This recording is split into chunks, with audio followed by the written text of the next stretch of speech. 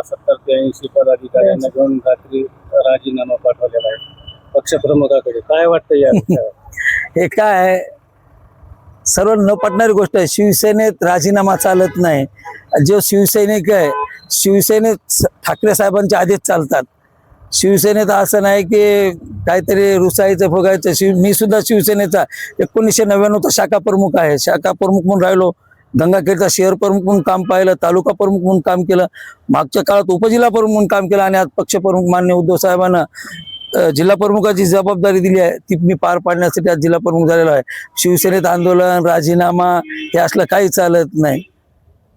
एकंदरीत काय वाटतं या संदर्भात, या भूमिकेबद्दल? काय वाटणार आहे? हे ज्या लोकांनी राजीनामा दिलाय तर दिला असेल, शिवसेना नवीन माणसाला, नवीन चेहऱ्याला संधी देईन आणि पहिल्यापेक्षा जोमात काम करेन. शिवसेना असा पक्ष आहे की शिवसेनेत कार्यकर्ता तयार होतो, नेता तयार होतो.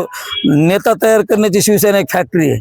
काय हे शिवसेना कुणाला थांबली नाही. अनेक शिवसेने मोठमोठे वार झेललेले आहेत. काय शिवसेनेच्या फॅक्टरीत निष्ठावंत कार्यकर्ता आणि निष्ठावंत पुढारी तयार होत असतो.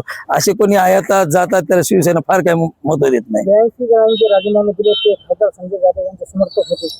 काय वाटतं? असं काही नाही. जे राजीनामे दिले त्याच्यासाठी सांगतो की शिवसेनेत राजीनामा पद्धतच नाही.